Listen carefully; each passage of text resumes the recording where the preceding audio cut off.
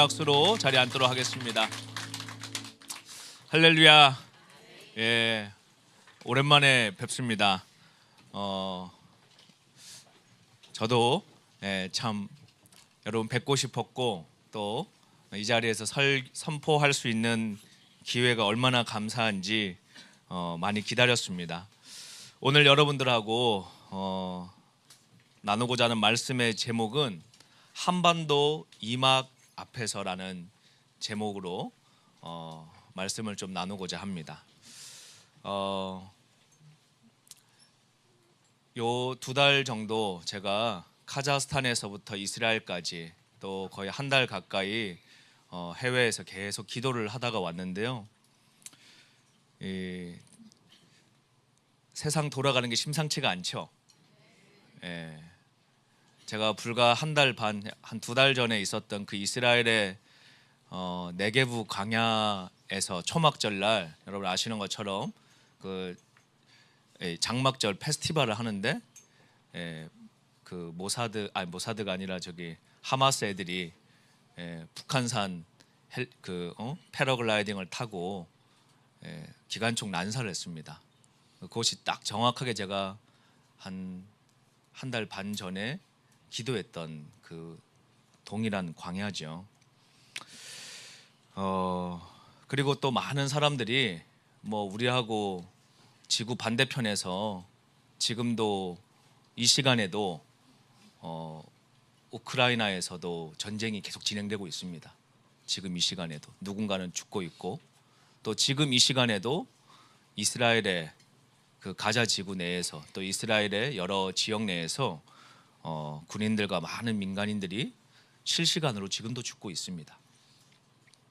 그런데 우리 한국에는 아무 일이 없으니까 뭐 그냥 그런가 보다, 뭐 늘 역사에 전쟁이 있었지 이렇게 생각하시는 분이 있을지 모르겠는데 이 이스라엘하고 지금 가자 지구에서 일어나고 있는 이 하마스의 이 일은 필연적으로 한반도의 운명과 직결될 수밖에 없는 영적인, 지정학적인, 군사적인 관계가 있습니다. 그리고 지금 이 중동과 일어나고 있는 이 일들이요, 그냥 일어나게 되는 어떤 국지적인 이벤트나 이런 거라고 저는 생각하지 않습니다. 굉장히 큰 지구의 새로운 질서가 재편되고 있는 과정 중에 하나라고 보고 있습니다. 그리고 그 새로운 질서의 재편의 가장 중심에 있는 곳이 이 극동아시아입니다. 그래서 앞으로 한반도에 이막의 시대가 열리게 될 것입니다. 그 이막은 역사의 주관자가 하나님이세요. 그래서 하나님께서 역사를 주관해 가시는데 잘 아셔야 되는 게 하나님은 악인을 통해서도 의인을 통해서도 주의 일을 이루시는 분이십니다. 그러니까 결국은 우리가 이 일의 끝을 다 알고 있죠. 역사의 끝을 알고 있습니다. 미시적으로 단편적으로 오늘 찰나를 볼 때에는 하나님의 손길이 잘 보이지 않지만 우리 한 인생에게도 한 텀을 놓고 보면 하나님이 나와 함께 하셨구나. 때로는 광야길을 걸어갈 때 정말 춥고 배고프고 힘겨운 길을 걸어갈 때 하나님이 어디 계셨습니까? 라고 고백할 때 들리지 않았다 할지라도 그 광야가 끝나고 돌이켜보면 주님이 나와 함께 계셨음을 우리가 고백하는 것이죠. 마찬가지로 앞으로 한반도 이막의 시대가 오게 됩니다. 그 이막의 결론부터 말씀드리면 통일한국의 시대가 옵니다. 그런데 여러분, 통일한국의 시대가 뭐 자고 나니까 그냥 오겠습니까? 많은 변화와 많은 과정들을 통해서 통일한국의 시대가 오게 되고 그 통일한국 시대 이후에는 이 한반도는 세계에서 가장 강력한 국가로 또 세계에서 가장 강력한 제사장 나라로서 이 마지막 때 구별되어서 양의 국가 편에서 주님의 오심을 준비하는 그런 제사장 나라로서의 쓰임을 받게 될 것입니다. 그것은 결론이고요. 앞으로 우리가 기도하며 주님 앞에 준비해야 될 일들이 있습니다. 제가 한 달 반, 두 달 전에 이스라엘에 있을 때 네게브 강야에서 그때가 가장 큰 보름달이 뜨는 날이었습니다. 10여 년 앞으로 십몇 년 지나야 그런 슈퍼문이 뜬다고 하니까요. 그 달빛 아래에서 성령님이 제 인생에 정말 강렬하게 만나 주시고 치유해 주시고 말씀해 주시는 사건이 있었습니다. 제가 우리 스태프들에게 종종 그런 얘기를 합니다. 나는 내 인생이 마치 그 영화에 예전에 우리 나왔던 영화인데 세트장 만들어 놓고 어떤 감독이 그 사람을 어릴 때부터 관찰하는 그런 영화가 있었습니다. 그 제목이 뭐였죠? 트루먼 쇼. 그런데 저는 꼭 내 인생이 우리 하나님 다 그러시겠지만 우리를 다 관찰하시고 불꽃 같은 눈동자로 보시겠지만 너무 극적인 인생의 변화를 하나님 만날 때마다 이렇게 경험을 하다 보니까 어떻게 하나님이 이렇게까지 만물을 통해서 말씀하실 수가 있을까? 여러분, 하나님이요 한 인생에게 말씀하실 때 온 만물을 통해 말씀하신다는 거 아십니까? 네, 말씀을 통해서도 말씀하시고 지나가는 전광판을 통해서도 말씀하시고 뉴스의 자막을 통해서도 말씀하시고 지나가는 광고의 카피라이터를 통해서도 말씀하시고 지나가는 차량의 번호판을 통해서도 말씀하시고 온 만물을 통해서 하나님은 우리 가운데 말씀하십니다. 제가 20대에 하나님을 인격적으로 만나고 그때 드린 고백이 하나님, 제 인생을 다 드리겠습니다. 이렇게 시작된 신앙의 여정이 한 17년, 18년 이렇게 돼가는 것 같습니다. 그리고 나서 창업을 해서 회사 생활을 하다가 회계사 준비를 하다가 두 번째 하나님의 극적인 콜링이 있었습니다. 28살이었습니다. 그리고 그때 29살 책을 출간을 했습니다. 여러분, 28살, 9살짜리 청년이 책을 내봐야 무슨 책을 낼 것이며 그 책이 나온다고 한들 무슨 한국의 교회에 무슨 영향력이 있겠습니까? 이름이 있는 사람도 아니고 능력이 있는 사람도 아니고 아무것도 내세울 것이 없는 사람이었습니다. 그러나 성령님께서 분명하게 책을 출간하라 그런 마음을 주셨어요. 능력이 안 되고 실력이 안 되죠. 그렇지만 하나님께서, 저는 그런 생각을 했습니다. 하나님이 우리를 부르실 때 하나님이 능력이시다. 여러분, 우리가 시험을 이길 힘이 없습니다. 우리가 고난을 넘어갈 능력이 없습니다. 우리의 힘은 여호와 하나님이십니다. 우리가 의지할 분은 하나님 한 분이십니다. 그래서 기도하고 울부짖으며 책이 출간되고, 또 우리는 사람이니까 늘 인간적인 생각을 하죠. 이게 얼마나 팔릴까?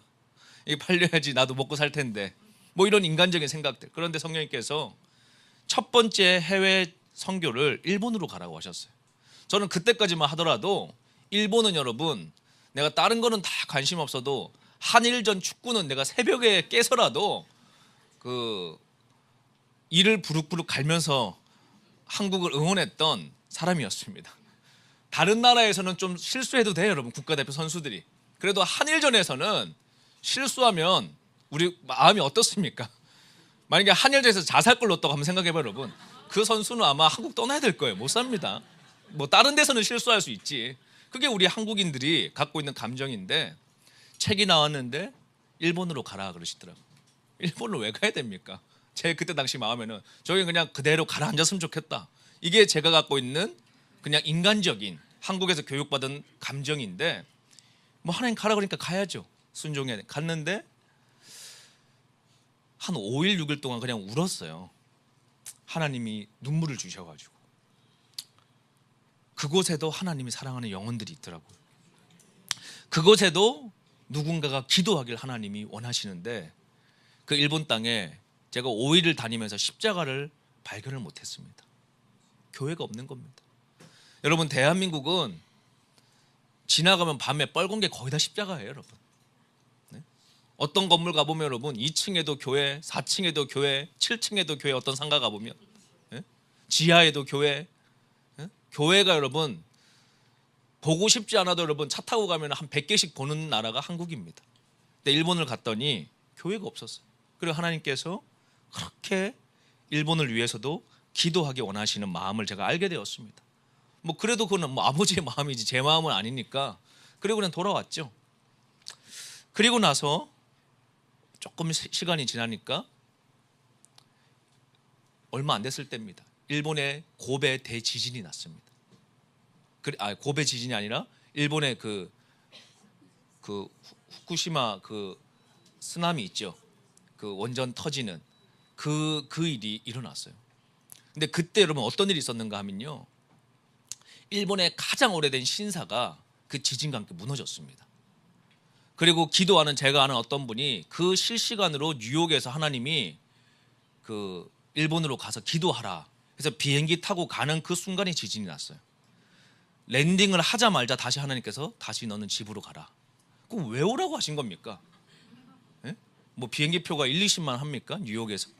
그런데 금식하면서 중보하게 하시고 딱 들어가자마자 그 지진과 함께 일본의 가장 견고한 영적인 진인 그 신사가 딱 무너졌어요. 그 사진을 찍어가지고 저한테 문자로 보내주시고 하나님이 일본 땅에 새 일을 행하십니다.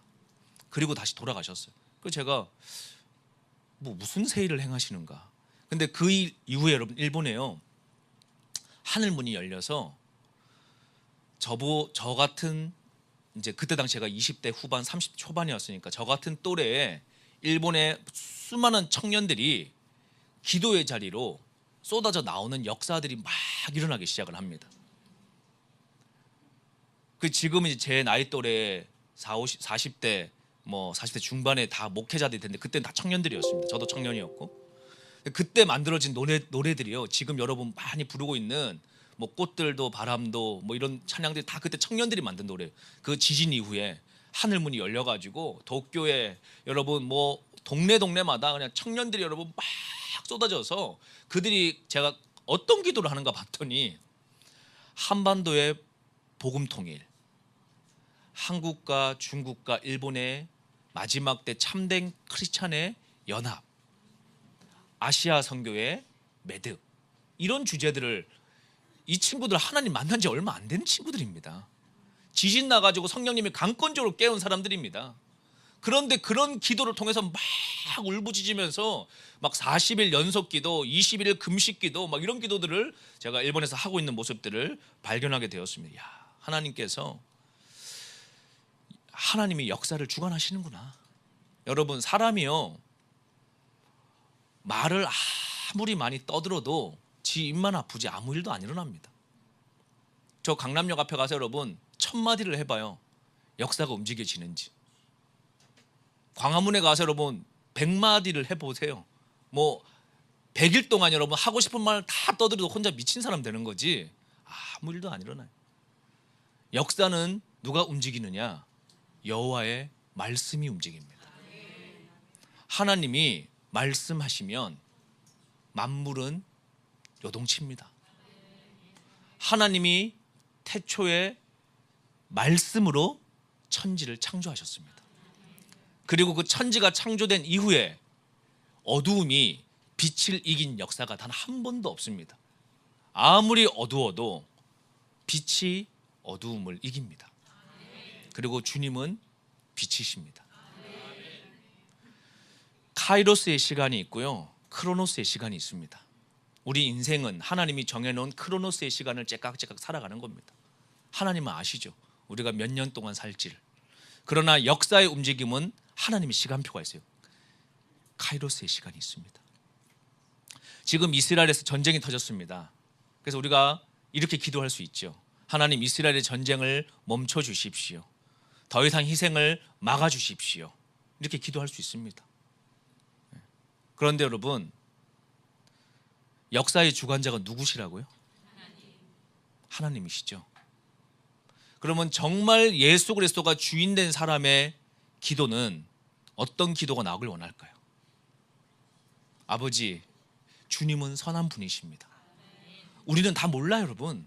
아버지의 뜻을 우리가 다 이해할 수 없습니다. 그래서 인생들이 하나님을 예측할 수 없으므로 하나님이 하나님이신 것입니다. 그러나 분명한 것은 하나님은 무조건 선한 분이세요. 우리가 지금은 다 이해할 수 없습니다. 제가 여러분 20대 때 저희 집에 부도를 맞고 차압딱지가 붙고 그냥 재정적인 파탄을 맞고 월세방으로 이동할 때 이해할 수 없었어요, 여러분. 정말 이해가 안 갔습니다. 아니, 하나님, 우리 집이 11조 한 주도 빼먹은 적 없습니다. 주님 돈 떼먹은 적 한 번도 없습니다.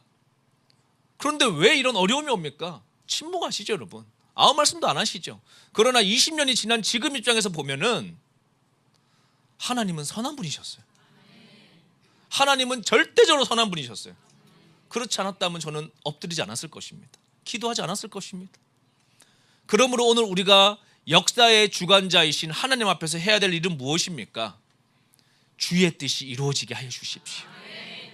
오직 주의 뜻이 이루어지게 하여 주십시오. 기도라고 하는 것은 나의 뜻을 이루어주게 해달라고 하는 게 아닙니다. 역사의 주관자 되신 주님, 우리는 다 알 수 없지만 오늘 하루도 온 땅에, 나의 가정에, 나의 삶에 오직 주의 뜻만 이루어지기 원합니다. 단기적으로는 다 이해되지 않습니다. 그러나 주님이 이 땅을 통치하고 계십니다. 한 달 반 전에 이스라엘에 갔습니다. 그리고 이제 제가 한 12년 전에 이스라엘 처음 갔습니다. 그때는 제가 이스라엘에 대한 개념 자체가 없어가지고 이스라엘이 지구에 어디에 있는지도 모르고 갔습니다. 정말 관심도 없고. 이스라엘 와라고 말씀을 주셔가지고 그냥 간 거예요. 갔는데 골든게이트, 그 황금 모스크 앞에서 성령님이 말씀을 하시더라고요. 아들아, 너는 통일 이후를 준비해라. 나한테 통일시켜달라고 기도하지 말고 너는 통일 이후를 준비해야 된다. 그 말씀을 주셨어요. 저는 그때까지만 하더라도요, 일본에 대해서도 관심 없었지만 일본에 가서 하나님의 마음을 알게 되었고, 이스라엘에 대해서도 관심이 없었지만 이스라엘을 오라고 그러시니까 이스라엘 간 거고, 그냥 순종해서 이스라엘 갔는데 통일 이후를 준비하라고 그러시는 거예요. 저는 그때까지만 하더라도 북한 땅에 관심이 전혀 없었습니다. 아니, 나 지금 먹고 사는 것도 빠듯한데 무슨 내가 저 뭐 북한 선교니 뭐. 사실 여러분, 지금 청년들 가운데 하나님 만나지 않고 맨정신으로 북한 선교하는 사람이 누가 있겠습니까? 다 말도 안 되는 소리예요, 여러분. 그런 인간이 있을 수가 없습니다. 저 역시도 전혀 저 북한에 관심이 없는 사람인데 성령님이 그렇게 말씀을 하시니까 제가 이제 그때부터 통일이 언젠간 되겠구나. 아니, 나보고 통일시켜달라고 기도하지 말고 통일 이후를 준비하라고 그랬으니까 언젠간 되겠구나. 그리고 계속 기도하며 기다렸죠. 그리고 나서 9년 전에 또 이스라엘을 가서 똑같은 네게부 광야를 갔습니다. 그때 성령님께서 유학을 갈지 미국으로, 아니면 이 강남 지하로 들어올지 제가 하나님 앞에 질문하는 기간이었습니다. 여기로 들어오라 그러시더라고요. 이해가 됩니까, 여러분? 나이가 지금 32이에요. 여러분 아들이라고 한번 생각해 보세요. 여러분 아들인데 32인데 평신도입니다. 그런데 이제 아들이 하나님께 콜링을 받은 것 같아. 사역하는 걸 보니까. 그러면 부모된 입장에서 아들아, 미국에 유학 갈 길이 다 열렸어. 5년 동안 돈도 다 대줄 분이 생겼어. 집도 대주신대. 생활비도 대주신대. 여름방학, 겨울방학에 한국에 들어와서 사역할 수 있게 티켓팅도 해주신대. 박사학위 받고 오면 100억 준대. 진짜 여러분. 자, 이런 길이 하나 있습니다. 그리고 여기 들어와서 월세 누가 냅니까? 전기비 누가 냅니까? 여기 누가 옵니까, 여러분? 여기 이 지하를 누가 와요, 여러분? 지금의 여러분들이 어떻게 알고 오셨지만 9년 전에 제 입장에서 31살, 2살에 둘 다 놓고 기도하는 것 자체가 말이 안 되는 겁니다. 그런데 믿음의 삶이라는 게 뭡니까? 기도하고 하나님께 물어보고 주님이 인도하심이 확실하면 그 길을 걷는 게 믿음의 삶이에요. 나의 유익이 아니라 아버지의 뜻을 걸어가는 것입니다. 그런데 하나님께서는 기가 막히게 그 길에 나의 유익함을 더하게 해주시는 것이죠. 이게 참 신비한 일이죠. 그리고 그 광야에 갔는데 여기로 들어오라는 확증을 주셨어요. 그리고 여기 들어와서 이 무대를 만들고 이 예배를 이제 기도를 시작을 한 겁니다.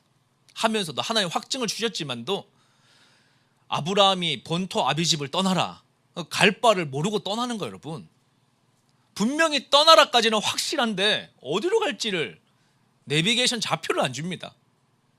그게 왜 그럴까요, 여러분? 하나님 도대체 왜 그러실까요, 여러분? 끊임없이 주님 앞에 의지하고 끊임없이 주님 앞에 교제하길 원하시는 거예요.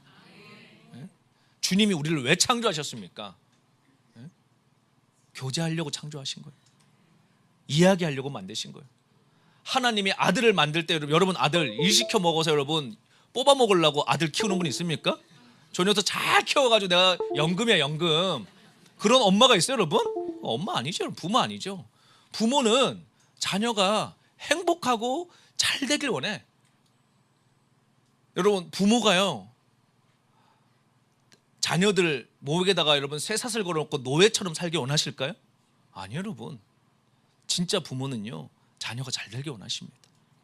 그래서 하나님이 우리를 창조하시고 주신 명령은 5가지밖에 없어요. 우리가 하지 않는 5가지입니다. 잘 들어보세요. 창세기에 인간을 창조하시고 뭐만 하라 그랬느냐? 생육하고 번성하고 충만하고 정복하고 다스리라, 이것만 주님 하셨어요. 그런데 요즘에 여러분 우리를 보시면요 생육하지도 않고 번성하지도 않고 충만하지도 않고 정복하지도 않고 다 초식남들 돼가지고 다스리지도 않고 다스림 받고 살아. 근데 그걸 뭐라고 그러느냐? 우리 안에 인본적으로 겸손이라고 겸손 떠는 소리를 하는 거예요. 여러분. 하나님 그걸 보면서 여러분 생육도 안 하고 번성도 안 하고 시집도 안 가고 장가도 안 가고 애도 안 놓고 여러분 노예돼 가지고 어디서 여러분 종살이 하고 있는데 하나님 나 겸손하죠? 이러면 주님이 아이고 너 겸손하다 그러실까? 응? 주님 우리를 그렇게 만들지 않으셨어요. 뭐가 우리를 그렇게 교육시켰느냐? 카미니즘, 인본주의가 교회 안에 파고 들어와서 독수리들을 닭처럼 살게 만들었습니다. 제가 그리고 여기에서 사역을 쭉 시작을 했죠. 그리고 정말 많은 하나님의 은혜와 축복이 무엇입니까? 바로 오늘 여러분들과 함께 지난 8년간 나라와 민족을 위해 기도를 심을 수 있었다라는 것, 그게 제 인생의 가장 큰 축복이었습니다. 세월이 지났습니다. 저도 목사 안수를 받았고 내 아이 아빠가 되었고 뭐 그냥 한국에서 잘 자리 잡은 선교 단체가 되었습니다. 뭐 크든 작든 어쨌든 나름대로의 역할을 할 수 있는. 그리고 이제 남자 나이 만으로 40이면 이제부터 시작입니다. 뭐든지 하나님이 요구하시는 일들을 50, 60 될 때까지 뭐든지 할 수 있는 나이 아니겠어요 여러분?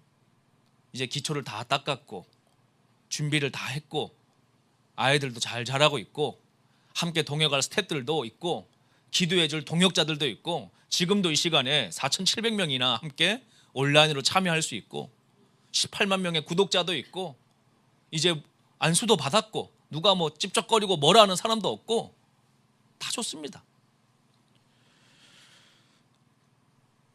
근데 하나님은 또 저를 불러내시는 거예요. 6월, 7월, 8월에 나라와 민족을 위해 회개 기도해라. 금식해라. 여러분 금식하고 싶어서 금식하는 사람이 누가 있습니까? 하나님 하라 그러니까 하는 거예요. 그리고 또 기도하라 그러시는 겁니다. 너희의 한국이, 대한민국이 좌우로 극렬하게 분열되어서 교회들조차도 성도들조차도 이념으로 완전히 교회가 쪼개져 버린 한반도가 되었습니다. 저 같은 사역자들조차도 사람을 만날 때 가려서 만나요. 나하고 생각이 다르면 꼴보기가 싫어가지고 제가 그랬습니다.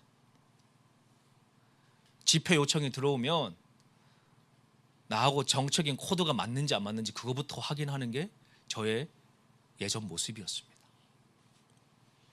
근데 하나님 그거를 철저하게 저에게 회개하라고 그러시더라고요. 난 그게 동의가 되질 않았습니다. 받아들일 수가 없었습니다. 제 상식과 가치관으로.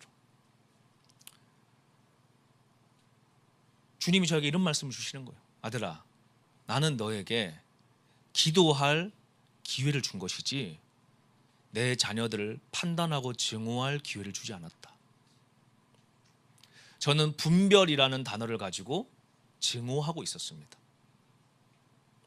그들의 영혼을 중보할 마음이 전혀 없었어요. 다 죽었으면 좋겠다, 이런 마음이었습니다.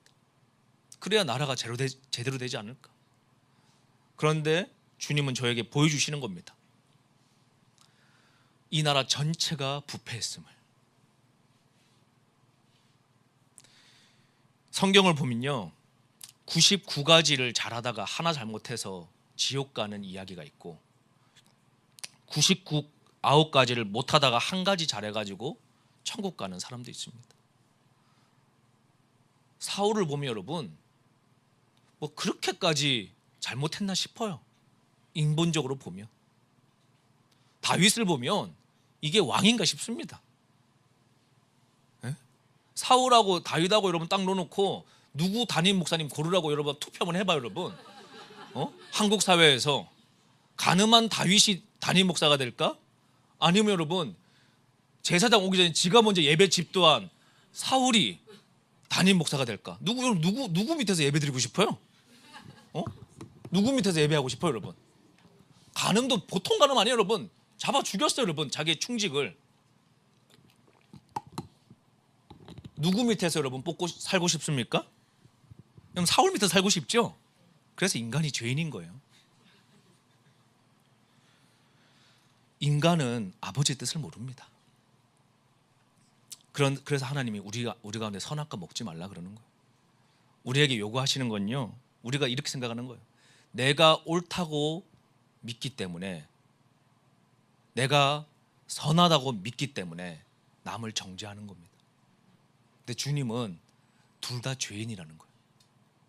너도 옳지 않아, 저도 옳지 않아. 둘 다 죄인이야. 여러분, 죄가 우리가 상대적인 거니까, 그래 저쪽이 더 나쁜 죄인일 수 있어요, 여러분. 그것도 우리 생각이지. 하나님은 회개하는 자를 원하세요. 용서하는 자를 원하세요. 용서가 됩니까, 여러분? 용서 안 됩니다. 용서 안 돼. 그래서 주님이 성경에 수많은 비유로 말씀하시는 거예요. 내가 너를 이렇게 많이 용서해 줬는데 너는 탕감을 받고 돌아가는 길에 너한테 조금 빚진 자를 감옥에 넣으면 신하들이 심히 민망히 여기는 거예요.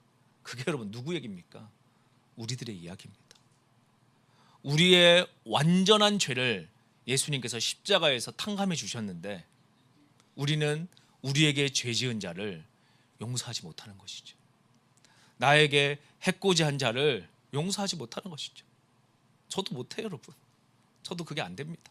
그래서 지난 8월까지 이를 부룩부룩 갈면서 하나님 하라고 그러시니까, 여러분, 목회자가 된다는 것은요, 말씀 선포자가 된다는 것은 여기 와가지고 지 할 말을 떠들고 가는 게 아닙니다. 뭐 그럴 수도 있겠죠. 그러나 정말 하나님을 경외한다 그러면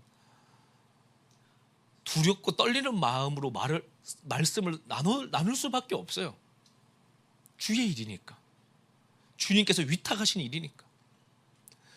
그래서 내가 하고 싶은 말이 아니라 주님이 하라고 하는 말을 해야 되는데, 이게 괴리감이 커질수록 너무 괴로운 겁니다. 이게 내가 수용이 안 되니까, 내가 나의 삶에서 이게 해석이, 이게 납득이 안 되니까, 순종이 안 되니까. 그러나 믿음으로 버티면서 그런 이야기들을 했습니다. 그것이 매듭이라고 하는 설교였습니다. 매듭. 이 나라에 70년 동안 치고받고 싸웠습니다. 그래서 그 70년의 역사가 지금 한반도는 저주와 같이 딱 갈라져 있어요. 남과 북으로 갈라져 있고, 동서로 나눠져 있고, 이념으로 쫙 쪼개져서 어느 식당을 가더라도 여러분, 저쪽에서 서로 상대 진영을 욕하고, 그러면 밥맛 떨어진다고 숟가락 내려놓고 나가고. 저 며칠 전에도 어디 식당 가가지고 앉아있는데 혼자 이렇게 밥 먹고 있는데 저쪽 반대편에서 막 셋이서, 남자 셋이서 여러분, 50대 아저씨 셋이서 등산하고 내려와가지고 싸우고 있어. 쟤는 감옥을 가야 되지 않냐? 아니다. 제가 감옥을 가야 되지 않냐? 막 등산하고 땀나고 막 기분 좋게 와가지고 밥 먹다가 중간에 에이 그리고 나가 셋이서 밥 먹다가 밥도 안 먹고 내가 보면서 아니 자기들이 판사도 아니야. 자기들끼리 여러분 합의 보면은 뭐 감옥 갑니까? 셋이서 아무 그냥 말이야 여러분. 아무 의미 없는 말이야. 친구 셋이서 등산하면서 왜 싸우냐고 여러분. 그거 가지고 밥 잘 먹고 집에 가지. 밥도 안 먹고 야 다시 우리 가지 말자. 그리고 깨지는 걸 제가 직접 봤어요 여러분. 내 뒤에서 혼자 밥 먹다가 어떻게 되나 이렇게 보고 있는데 누가 여러분 그 셋한테 권세라도 줬으면 내가 말을 안 하지. 너가 셋이서 합의 봐. 감옥 보낼지 말지. 그러면 여러분 의미가 있잖아요 그 말이. 권세도 없어요. 능력도 없어요 여러분. 그냥 동네 등산 다니는 아저씨 셋이야. 친구들끼리. 그래서 매듭을 주님이 매듭을 지으라는 거예요. 매듭 지으면 내가 이 나라를 복 줄 텐데 매듭 지을 수 있겠냐? 그 매듭 짓는 게 뭡니까 여러분? 실타래 어떻게 풀어요? 70년 동안 엮인 실타래인데 금목걸이가 여러분 실목걸이가 한 10개가 꽉꽉 꼬였어요 여러분. 한 70년 돼서 녹슬어서 아예 그냥 다 달라붙었어. 그거 어떻게 풉니까? 녹여야지 금방 가서. 주님이 그 말씀을 하시는 거예요. 야 어떻게 네가 이걸 푸냐? 풀려고 하는 놈마다 이 풀리지가 않아가지고 인생이 끝나는데 어떻게 풉니까? 매듭죄 매듭. 넘어가야 돼. 누구를 믿고? 주님 앞에 가지고 와. 상처 너희들 거 아니야? 주님이 우리의 상처를 대신해서 맞으셨습니다. 상처 누구 겁니까? 예수님 거예요. 진리가 우리를 자유케 합니다. 경험이 아니라 말씀이 우리를 자유케 합니다. 나의 생각이 아니라 여호와의 말씀이 이 땅에 통치하고 있습니다. 나의 의로움이 아니라 주의 말씀이 예수의 보혈이 나를 거룩하게 합니다.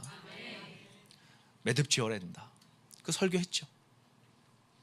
욕도 많이 먹고 그것도 뭐 어떻게 여러분 뭐 내가 사람들 귀를 달콤하게 하는 사람이 아닌데 주님이 하라고 하는 얘기를 해야 되는데 제 입장에서 설교를 딱 했는데 하늘에서 한반도의 큰 대서사시 같은 그런 책에 붓의 먹물 한 방울이 딱 떨어지는 걸 제가 오픈 비전으로 보는 거예요. 그리고 1막이 끝나는 겁니다. 한반도 1막이. 분열의 시대. 1막 끝. 2막이 딱 열립니다. 통일의 시대입니다. 통일의 시대. 그런데 그래서 뭐 통일되나 보지. 저는 뭐 그때까지만 하더라도 뭐 그냥 주님이 하신다 그랬으니까 내가 뭐 특별히 내가 뭐라고 하겠어요. 그런데 이스라엘에 갔잖아요. Here am I 라고 제가 고백을 했단 말이에요. Here am I. 주님 제가 여기 있습니다. Here I am. Send me. 주님 저를 보내주십시오. 보내주십시오. 어디든지 가겠습니다. 제 인생을 다시 한번 재헌신하는 그런 시간이 한 달 반 전에 있었습니다. 그런데 그때 달과 해를 띄워놓고 말씀을 하셨어요. 그리고 나서 저희가 정확하게 뭐라고 그러시는가 하니 코나로 와라 그러시더라고요. 코나, 하와이 코나. 나 하와이는 여러분들 가본 적이 없었습니다. 불러주는 사람이 없어가지고 전 세계 딴 데는 다 가봤어도 거기는 뭐 신혼여행 가는 곳이지 뭐 코나에 한인도 없고 뭐 누가 있어요? 뭐 조금밖에 없으니까. 근데 하와이 코나를 오라 그러시는 거예요. 제가 아니 그냥 얘기하시던 김에 여기서 다 얘기하시지 뭘 또 얘기하다가 분위기 한 잔 잡고 그냥 제가 막 울고불고 Here I am 하고 샌드미 하고 막 그걸 또 막 가는 비행기 타기 전까지 막 샌드미 뭐 Here I am 막 메모지까지 적어가지고 뒤에 포켓에 넣어주고 그렇게 하시고는 뭘 또 하와이까지 내가 어떻게 가냐 도대체. 그리고 제가 인간적으로 나 카문성교 이렇게 오래 비워본 적이 없다 하나님. 그 내가 이렇게 또 비우면 또 시험 드신다고. 맨날 뭐 외국 돌아다니냐고 시험 드신다니까요. 한국인들은 목사님 여러분 그냥 금식하고 피골이 상접하고 여러분 막 구두도 떨어진 거 신고 막 이래야지 성도들이 막 은혜가 되지. 목사님이 막 얼굴에서 기름이 흐르고 막 반듯하고 막 이러면 다 성도 시험 들어. 저도 어릴 때 그랬어요 여러분.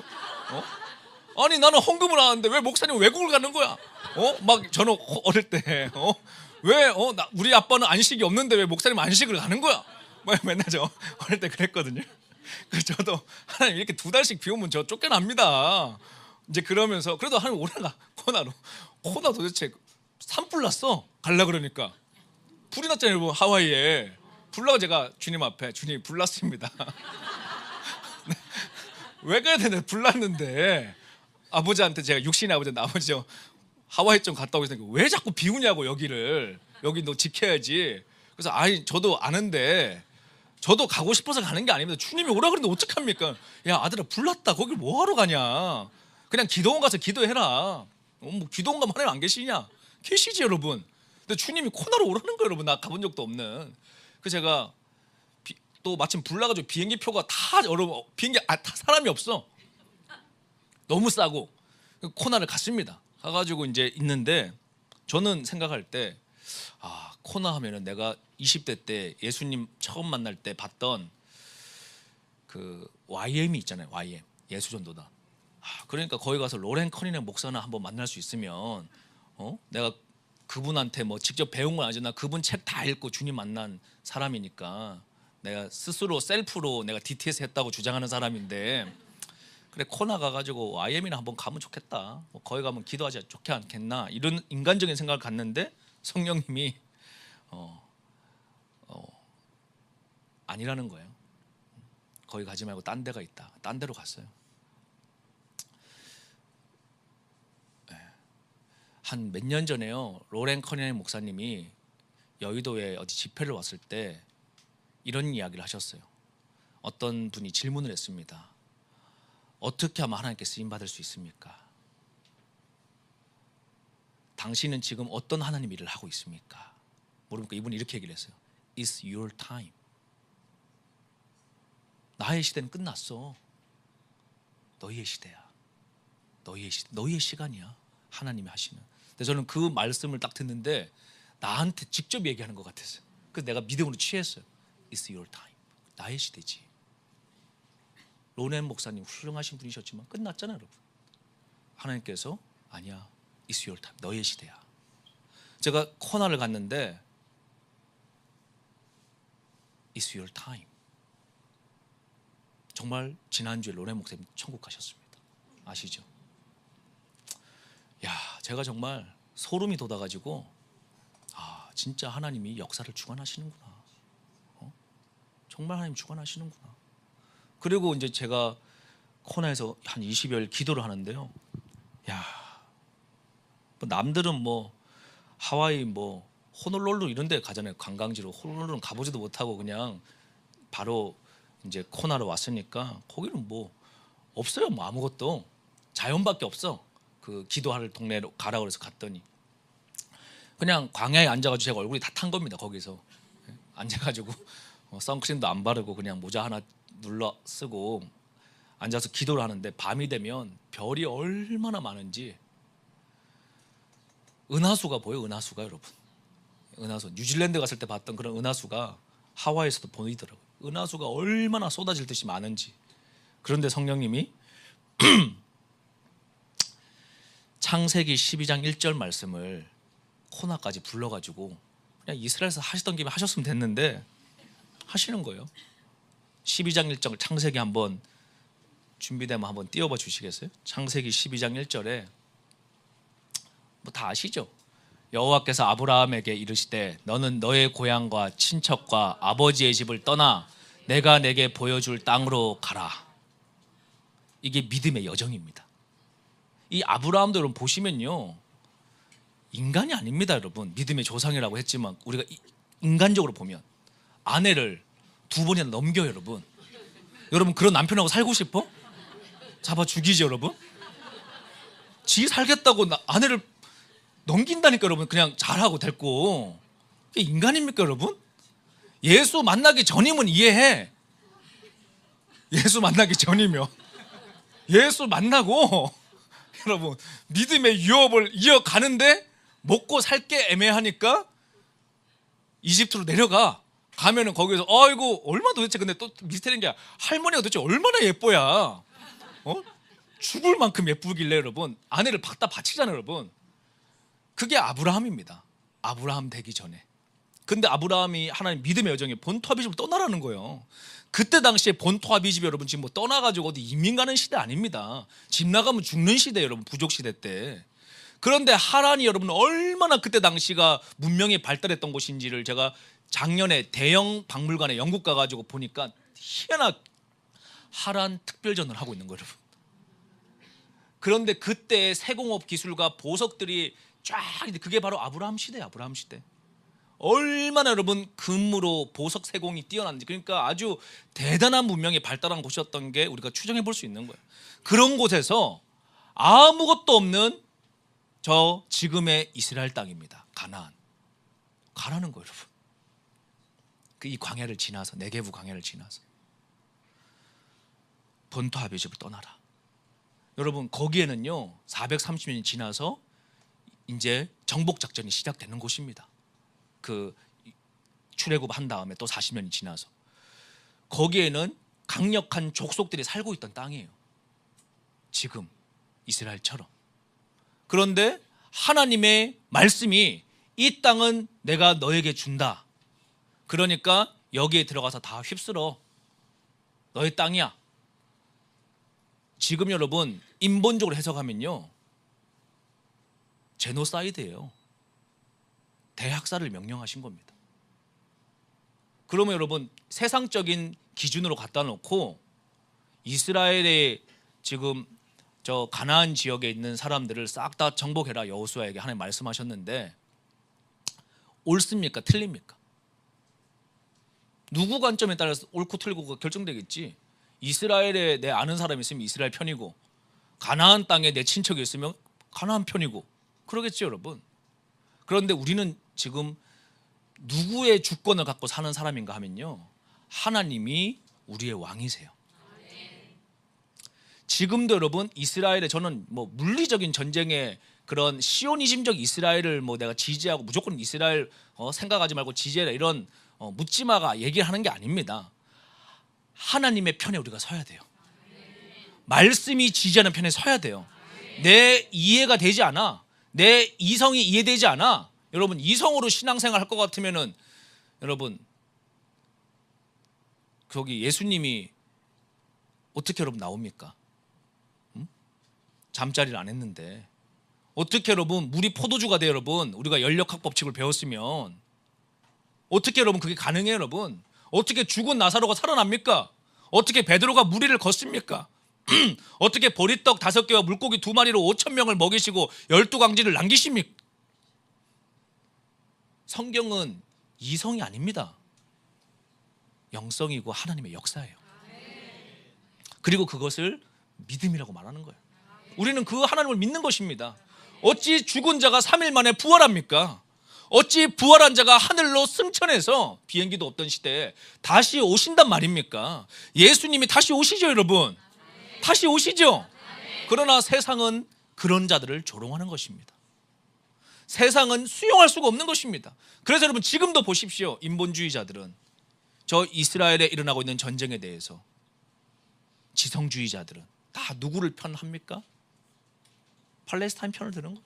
내가 이스라엘 편을 들어달라 이런 얘기 하는 게 아닙니다. 우리는 하나님 편에 서야 돼요. 그런데 하나님이 뭐라고 그러셨느냐?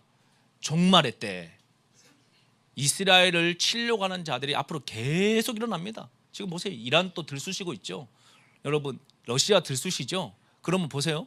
지금 이스라엘하고 팔레스타인에서 전쟁 터져가지고 제일 손 안 대고 코 푼 인간이 어느 나라일까요 여러분? 어디가 지금 제일 행복할까? 어디가 제일 행복할까? 네, 가까운 데는 이란이 제일 행복해. 왜냐하면은 가만 놔두면은 이스라엘이 사우디아라비아하고 수교했죠. 비행기도 왔다 갔다 하지. 내년에 트럼프 재선되면 이제 완전 중동 패권 다 빼앗기면 이란은 이제 완전 아웃되는데 그나마 말 통하는 바이든이 있을 때 뭔가 쇼부를 봐야 되는 거예요 지금. 그런데 가까운 데 보면 이란이 지금 제일 녹아났죠. 손 안 대고 다 풀었어. 사우디랑 끊어졌지. 이스라엘하고 지금 어떻게 할 수가 없잖아요 분위기가. 거기다가 제일 지금 행복한 데는 누굴까 여러분? 시진핑이야. 왜 시진핑일까 여러분? 이 지금 중동의 이 전쟁은요 필연적으로 동아시아의 재편과 연결되어 있습니다. 반드시 동아시아에 엄청난 재편이 일어납니다. 그 가운데 한반도도 통일시대의 문이 열리는 거예요. 그런데 하나님은 착하고 나쁜 놈들 다 위해서 여호와가 시편 2편에 비웃으심이로다. 왜? 결국 역사는 다 주의 일만 일어나. 영화를 보면 반전이 있잖아요, 여러분. 그래서 깜짝깜짝 놀라잖아요, 여러분. 그런데 제가 보니까 반전의 최고가 주님이세요. 정말 여러분. 기가 막혀요. 그냥 반전에 반전을 하도 많이 하셔가지고 인간들이 시나리오 예측 자체가 불가능하게 돼 있어, 하나님의 역사는. 근데 결국은 어떤 일이 나느냐? 주의 뜻만 이루어져. 그러니 여러분 누구 편에 서야 돼요, 여러분? 하나님 편에 서셔야 돼요. 제가 코나에서 얼굴이 그을려가면서 기도하는데 하나님이 말씀을 주시더라고요. 아들아, 하늘을 머리 들어서 별 봐. 별을 별 많다. 그냥 우화라는 소리가 안 하고 싶어도 그냥 우화가 나와 놀래가지고 별이 하도 많으니까. 아무것도 없어요, 여러분. 사람이 만든 게 그냥 별밖에 없는 그 데서 하늘의 별을 보는데 좀 전에 읽어드린 창세기 12장 1절 말씀을 주시더라고요. 본토 아비집을 떠나 내가 내게 지시할 땅으로 가라 를 저에게 레마로 주시더라고요. 그래서 제가 너무 당황해가지고 어디를 떠나라는 겁니까, 주님? 어디를? 본토 아비집이 나 여긴데 내가 10년 동안 사역해가지고 내 손때가 안 묻은 곳이 이 캄 선교회인데 어디로 내가 떠나라는 것입니까? 그리고 주님이 20여일 동안 제가 지금은 말할 수가 없습니다.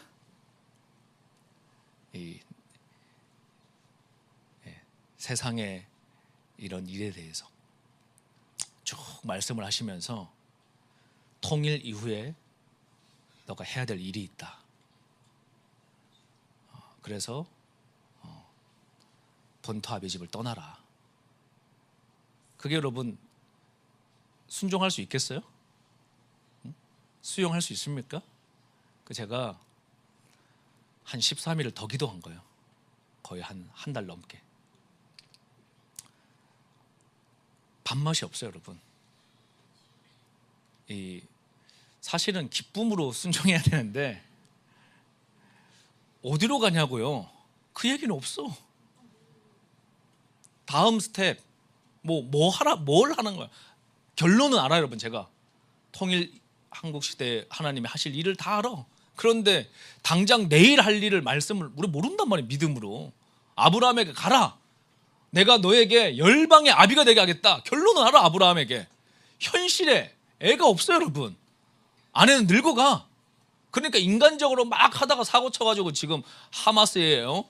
그 조상 여러분, 이스마엘 나온 거 아닙니까? 그런데 희한하죠, 여러분. 하나님 그때 그냥 죽여버리면 되는데 또 뭐라 그럽니까? 그 이스마엘에게도 축복을 합니다. 축복을 하는데 너가 죽을 때까지 칼을 드는 민족이 될 것이다. 지금도 칼 들고 설치고 다니는 거예요. 우리는 다 주의 뜻을 몰라요. 그러나 분명한 것은 뭐냐? 주님은 선한 분이세요. 절대적으로 주님은 선한 분이십니다. 그리고 주님은 우리에게 희생을 요구하지 않습니다. 여러분, 순종, 희생이라고 착각하는 거 인간들이 아니에요, 여러분. 하나님은 가장 좋은 것을 나의 자녀에게 주시기 위해서 아이의 잡혀있는 손에 사탕을 내놔라 그러시는 거예요. 다음 단계로 넘어가기 위해서. 그래서 제가 오늘 여러분들에게 말씀드리는 것은요, 오늘 제 이 목요 기도회가 마지막입니다. 제가 하는 영원히 마지막은 아니겠지만 저도 몰라요, 여러분. 저는 내일 출국합니다. 어디로 가는지 묻지 마세요. 광야로 가서 저는 다음 시즌 하나님 준비하라고 구체적으로 말씀하셨어요. 통일의 시대를 준비해라. 지금은 제가 이렇게 그냥 덤덤하게 말하지만 33일 걸렸습니다. 몸부림치면서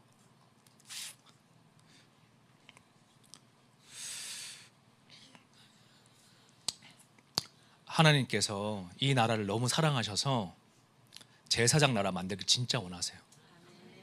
하와이 코나이 힐로에 가보니까요, 청년 이승만이 1919년도에 한성 감옥에서 주신 하나님의 꿈, 아직 건국되지 않은 통일 한반도, 대한민국에 대한 꿈을 품고 교회를 개척한 이글이글 거리는 100년이 지났는데도 사진이 살아있더라고요. 이글이글 거리는 청년 이승만의 눈을 봤습니다. 제가 주일 예배를 마치고 조용히 그 방에 들어가서 이승만 대통령 하늘나라에 계시겠죠. 기도했어요. 하나님, 도대체 이분은 어떤 하나님을 만났길래 일제치하에서도 믿음으로 나라 건국을 기도할 수 있었습니까?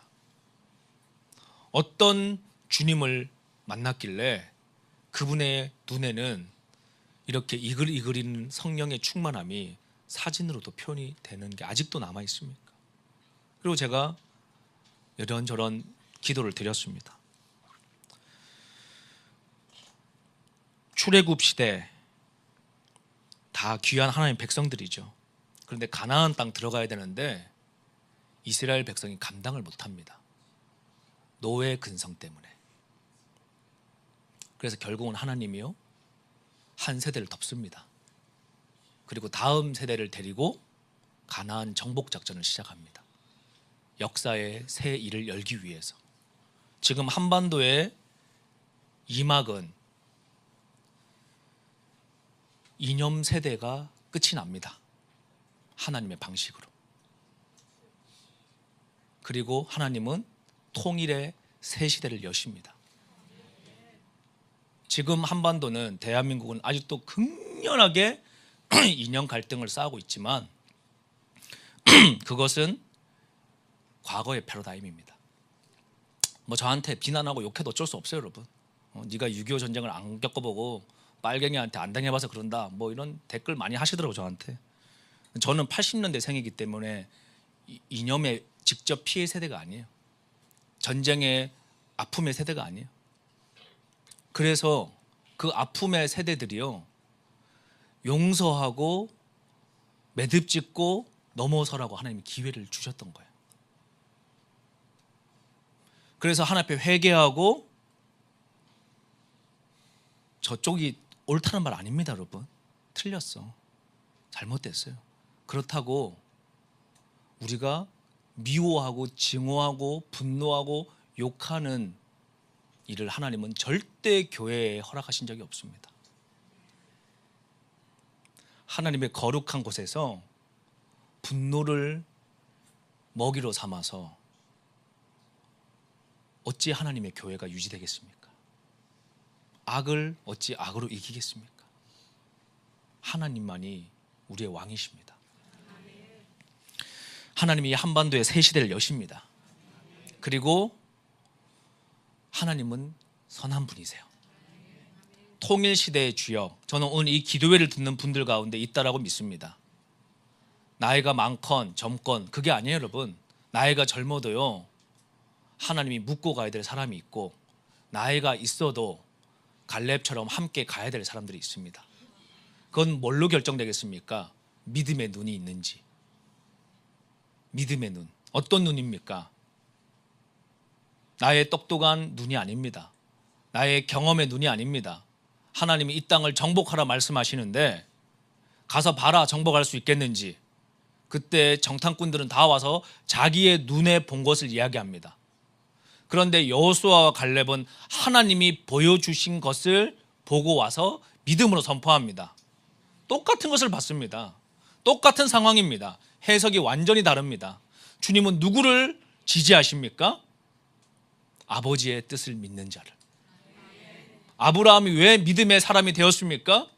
갈 바를 알지 못했지만 본토 아비집을 떠나라는 주의 명령이 떨어졌을 때 그는 짐을 싸서 떠났습니다. 왜 노아가 의로운 자가 되었습니까? 모두가 타락했던 시대에 노아는 믿음으로 방주를 지었습니다. 하루 이틀 만에 지었나요, 여러분? 그 수많은 조롱과 미친 노인의 소리를 들어가며, 그러나 노아는 안 거죠. 자신에게 말씀하신 여호와 하나님이 이 땅의 환경보다 크신 분이라는 것을, 나를 조롱하는 저들의 소리보다 여호와 하나님의 소리가 크신 소리라는 것을, 그래서 노아는 믿음으로 방주를 지음으로 자신의 가정을 살렸던 것입니다. 성경의 역사는 Here I am, Here am I의 역사라고 했습니다. 하나님은 오늘도 이 말씀을 듣는 5,555명 실시간에 또 이곳에 있는 수많은 성도들에게 분명히 성령께서 말씀하시는 줄로 저는 믿습니다. 하나님이 부르심이 있다 그러면 이 시즌에 두려움이 아닌 예수 그리스도를 완전히 사랑함으로 대답하십시오. Send me, 나를 보내주십시오. 저는 한 달 반 전에 정말 제 인생에 40의 재혼신을 하였습니다. 내가 그때부터 분위기가 이상한 건 대충 감은 잡았어요. 그러나 여기를 떠나라고 할 줄은 저는 몰랐습니다. 그런데 하나님께서 여기를 저에게 목요기도회를 섬기는 거 수고했어. 근데 참 사람이 웃긴 게 여러분, 맨날 아유 주님 언제 지하에서 뽑아주십니까? 농담 반 진담 반 얘기했는데 안 뽑아주셔서 아유 그냥 뭐 주님 오실 때까지 여기 있어야 되겠다 그랬는데, 주님이 이제 나와라, 너는 내가 시킬 일이 있다. 여러분, 기도회가 없어진다는 얘기 아닙니다. 기도 계속 하셔야 됩니다. 주님 오실 때까지. 그리고 이 라이트하우스 목요 기도회는 계속적으로 지켜질 것입니다. 그러나 우리가 사람 때문에 모인 게 아니잖아요. 예수님 때문에 모인 거잖아요. 제가 어디 뭐 우주로 가는 것도 아니고 지구촌 시대에 하나님 잠시 나와 있으라 그러시더라고요.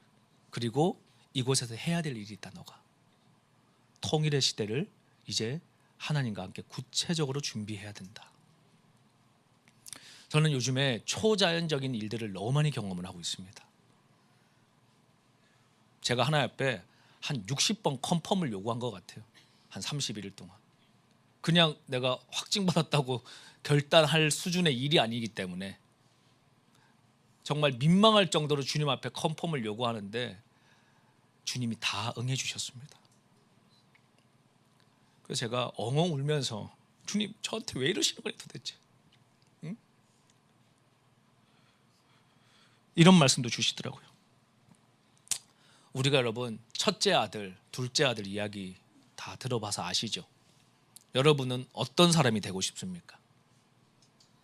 첫째 아들이 되고 싶어요? 둘째 아들이 되고 싶어요? 어떤 사람이 되고 싶습니까? 애매하죠? 셋째 아들? 셋째 아들이 있었는지 모르겠는데 일단 첫째, 둘째 보세요. 첫째는요, 아버지를 충실하게 따르는 아들이에요. 묵묵하게. 근데 이 아들은요, 아버지가 약간 무서운 분인가 봐. 그래서 늘 아버지의 안색을 살펴, 아버지의 눈치를 살펴. 그래서 열심히 일은 하는데 기쁨이 없는 거야. 둘째는 여러분 완전 배째라야. 아빠가 지 아빠인지 확실히 알아. 그래서 아빠한테 가가지고 일도 안 하고, 아빠 어차피 나한테 주기란 거 다 줘봐. 아빠가 주지. 그거 갖고 와서 여러분 다 써. 다 쓰고 이놈의 자식 또 들어와 여러분 집에. 아빠 나 왔어. 나 그냥 여기서 종이라도 시켜줘. 이 둘째는 여러분 아빠가 종 안 시킬 것도 아마 알고 있었을 거예요 여러분. 아빠인데, 내 아빠인데 내가 이 밖에서 이 고생하면서 돼지 지엽 열매 먹느니 그냥 아버지한테 가가지고 화끈하게 한번 혼나고 그래 며칠 종살이 시키다가 복권 시켜주겠지 그랬는지도 몰라요 여러분. 그러나 하나님 마음은 제가 알게 됐어요. 하나님은요 둘째 아들의 믿음 갖기를 원하십니다. 통일시대 한국 교회를 향해서 말하는 것입니다. 이 나라는 종의 나라예요 여러분. 그래서 문화가 종의 문화야. 신앙도 종의 신앙이야. 아들의 신앙이 없어.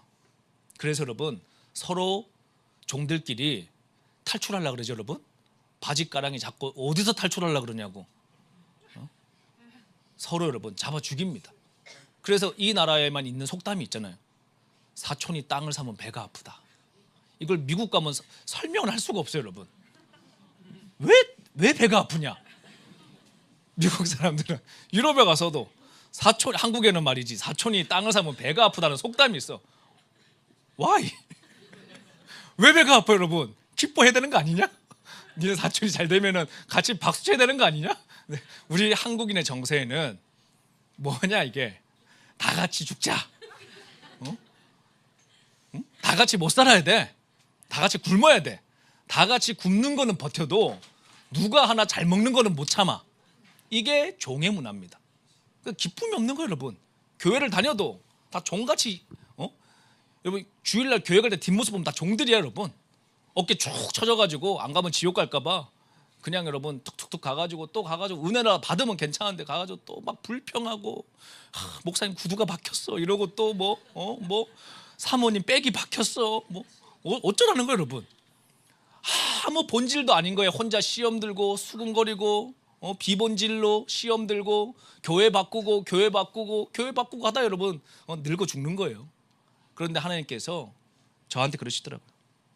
제가 그 광야에서 여러분 기도하는데 속에서 이런 마음이 드는 거예요. 주님, 내가 성도들한테 기도한다고 얘기하고 기도는 지금 하고 있는데 내가 기도원 가가지고 무릎 꿇고 탁 각 잡고 기도해야지 기도지. 이 하와이에서 별 보면서 낮에는 뭐 혼자 바닷가에다 파라솔 펴놓고 여러분, 그냥 비치에서 혼자 앉아 있는 거예요. 그냥 울면서 그냥 뭐 멍하게 바다 보면서, 주님 정말 왜 내가 가야 됩니까? 왜 떠나야 됩니까? 말씀이라도 해주십시오. 주님 내가 뭘 잘못했으면 내가 유배당하는 겁니까? 뭐 온갖 이야기를 하는데 아무 말씀 안 하시는데 이 말씀을 하시더라고요. 너는 사역이 뭐라고 생각하니? 사역 목요일 나가서 열심히 하는 게 사역이죠. 맞지? 여러분, 너는 불법이 뭐라고 생각하니? 불법을 행하는 자들 주님 앞에 못 가잖아요, 여러분. 불법이 뭘까요, 여러분? 불법이, 불법이 주님이 이렇게 저한테 얘기해 주시더라고요. 내가 안 시킨 일 열심히 하는 게 불법이야. 여러분, 우리가 오늘 우리를 돌아봐야 됩니다. 오늘 이 메시지 듣는 목회자들이 계시다면 제가 두려운 마음으로 나누는 겁니다. 우리의 불법이 뭡니까? 하나님이 시키지 않은 사역을 주의 이름으로 열심히 하는 거예요. 성도들 가둬두려고. 주님은 성도들을 교회에 가두려고 만드신 게 아닙니다. 우리를 닭장 속에 가두려고 만드신 게 아니에요.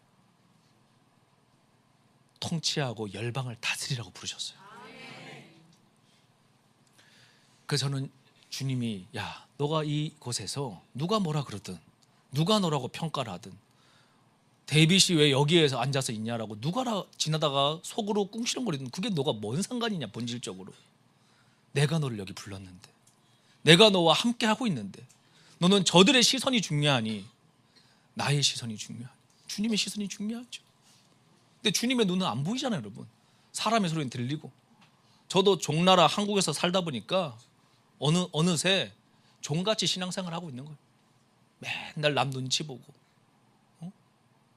하나님께서 새 나라 통일 한반도는 그런 나라를 원치 않으십니다. 왕의 국가를 원하십니다. 왕의 자녀들이 나오길 원하십니다.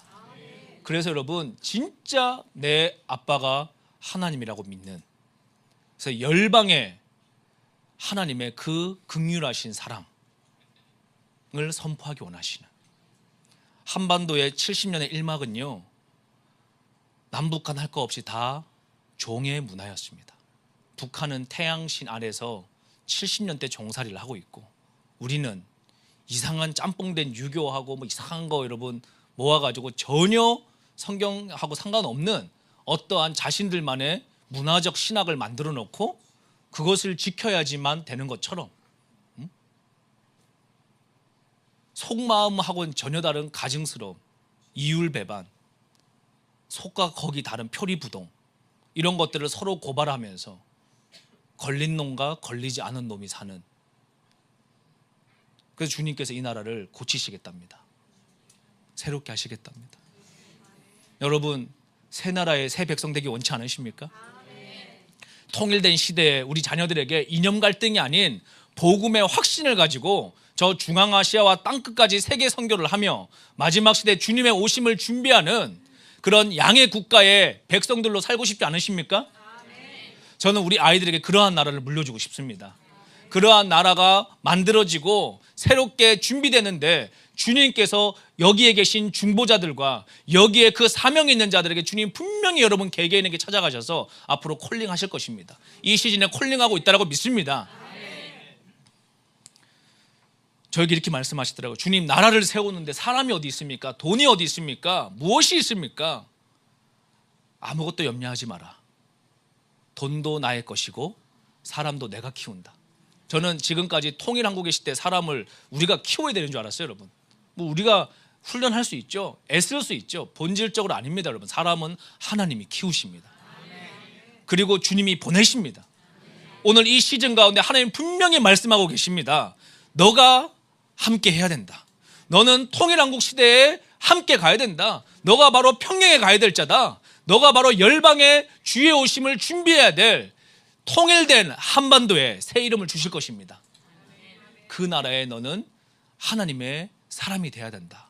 오늘 이 메시지가 믿음의 소리로, 하나님의 소리로 받아들여지는 믿음이 있는 분이 있다 그러면 아멘으로 화답하시고 그날을 준비하십시오.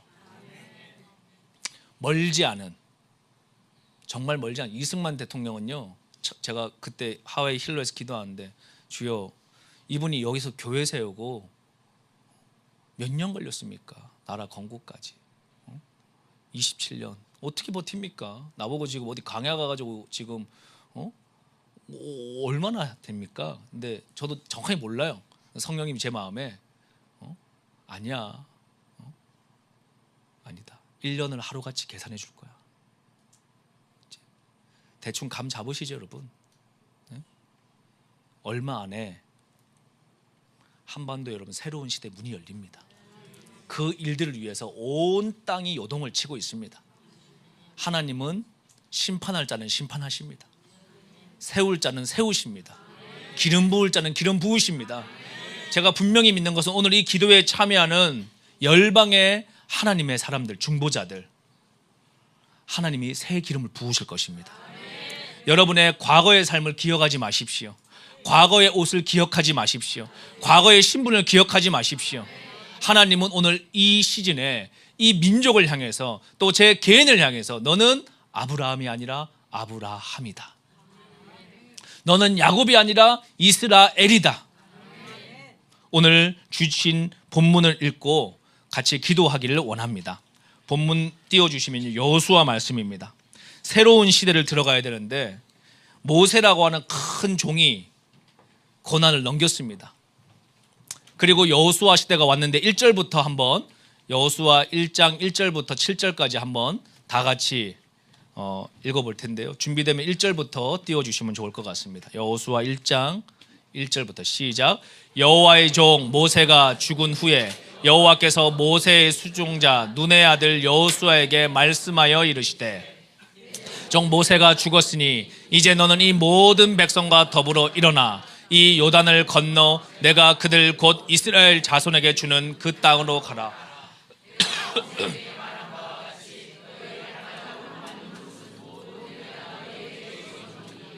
곧 광야와 이 레바논에서부터와 큰 강 곧 유브라데 강까지 해촉속과 온 땅과 또 해지는 쭉 대까지 너의 영토가 되리라. 내 평생에 너를 능히 대적할 자가 없으리니 내가 모세와 함께 있었던 것과 같이 너와 함께 있을 것임이라. 내가 너를 떠나지 아니하며 버리지도 아니하리니 강하고 담대하라. 너는 내가 그들의 조상에게 맹세하여 그들에게 주리라 한 땅을 이 백성에게 차지하게 하리라.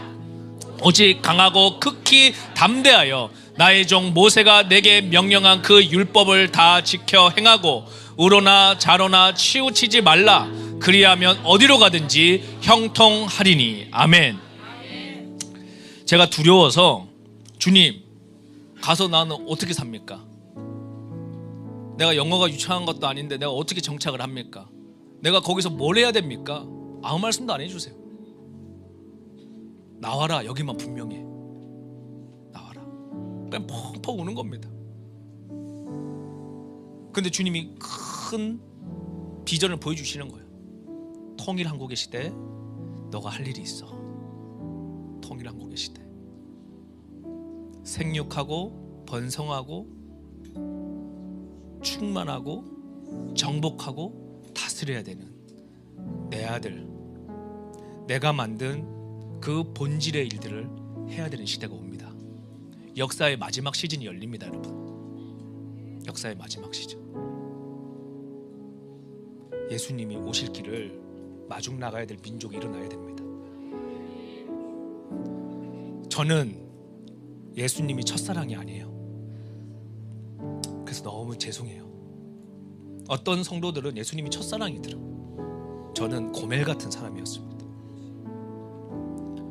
예수님이 그래서 저는 마지막 사랑입니다.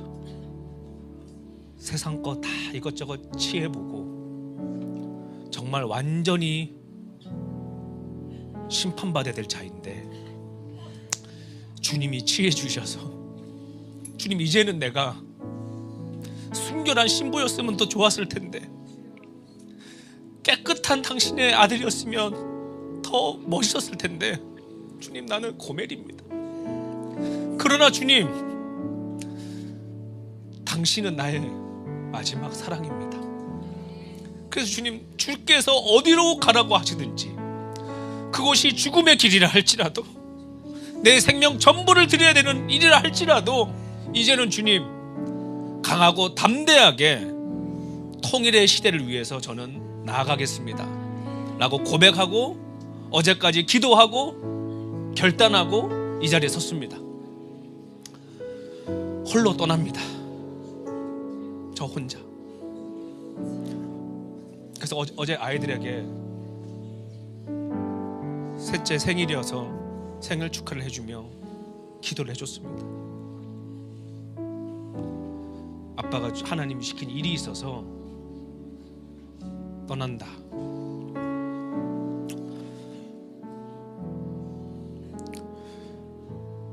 여러분, 우리가 다 할 수 없어요. 다 할 수 없어요. 그러나 저는 분명히 믿습니다. 나의 40년 평생을 이끌어 오신 주님이 가장 선한 분이셨습니다. 그리고 우리는 순종해야 됩니다. 주님의 새 일을 위해서. 이 땅을 거룩하게 하신다고 하시니, 이 땅을 새롭게 창조하신다고 하시니, 남북한이 이제는 분단이 아니라 통일된 새 이름을 주신다고 하시니, 새로운 나라를 하나님께서 직접 여시겠다고 하시니, 주여 주의 뜻을 이루어 주시옵소서. 그러므로 오늘 이 기도에 참여한 여러분들 강하고 담대하십시오. 어떠한 소리가 들려와도 두려워하지 마십시오. 일어나 빛을 발하십시오. 여호와의 영이 여러분과 함께 할 것입니다. 그리고 또 다른 어느 곳에서 주님이 다시 여러분들 앞에 세우실 때 저는 하나님이 하셨음을, 하나님이 이 땅의 왕이심을 고백하는 새로운 옷을 입고 여러분 앞에 서게 될 줄로 믿습니다. 오늘 그래서 우리가 함께 기도하기를 원합니다. 주님, 저희들에게 새 옷을 입혀주시되 강하고 담대하게 하여 주십시오. 또한 아버지, 새로운 시즌을 감당할 수 있는 믿음을 허락하여 주시옵소서. 통일의 시대를 믿음으로 감당하게 하여 주시옵소서. 열방의 중보자들이 일어나게 하여 주시옵소서. 우리 한번 주여 지금 기도하며 나아가시겠습니다. 주여.